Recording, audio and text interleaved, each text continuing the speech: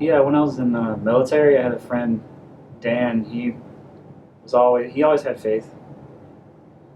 I kind of, we never, got into arguments or anything about it. I'm just not that type of person. At the time I was, 99%, I think, atheist. I would say I was agnostic, I guess. Um, but he'd always pray for me, especially when we're in Afghanistan. He would, you know, pray for me, pray for him, and keep us safe on every time we went out of the base.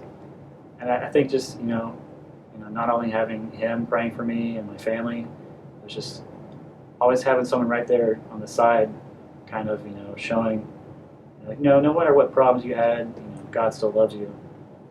And I didn't connect the dots then, but I connected the dots now, and it's a beautiful thing to have people support you.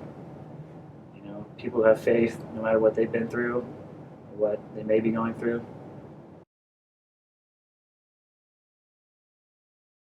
It's great, you try to control yourself on your own, but we're only human in the end, and pretty much, I mean, we're weak.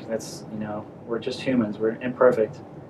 And like in my experience, no matter what I try to do on my own, it just wouldn't work. You need support from family, friends, and especially God. And He's always there supporting you. Even though if you deny it, you can deny it all you want, but He's always there supporting you. And my my, my advice would be just stop fighting it. Let Him, feel His support. Pray. Understand that He loves you. If you're having issues, seek out help. Go go to therapy. Therapy is a huge help. And I think, in my opinion, everyone who was ever born is a poster child for therapy.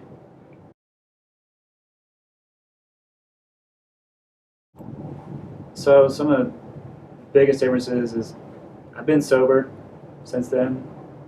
I haven't had any relapses, and I fully believe that addicts will always be addicts, and that take it a day at a time.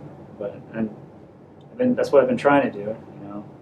I'm not perfect though. I try to everything that happens to me. I try to understand that there's a lot that I can't control in my life, and just let it go. Don't get angry at it, because I think a lot of that stuff in my life I got angry at that wasn't in my control really held me back.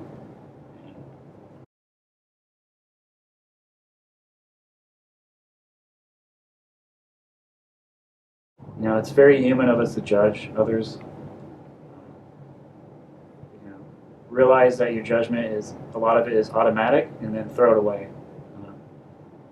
Uh, Jesus teaches not to judge, and we should all try to live to it as much as we can. And the last thing that people who are going through these issues need is to be judged and feel pushed.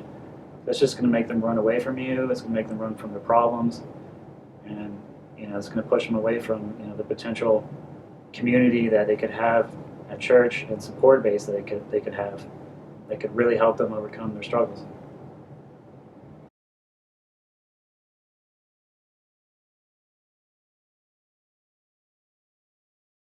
Yeah, I think a little more recently, the past years I've known my wife, and she's always been, at least since I've known her, really, strong in her faith. There was times where I told her, like, I love you, baby, but I'm never going to be Christian. I support you going to church and all that, but I don't really want anything to do with it. And slowly over time, I think just her example just slowly broke me down a little bit. And when that right time hit, it's just like the floodgates opened for me.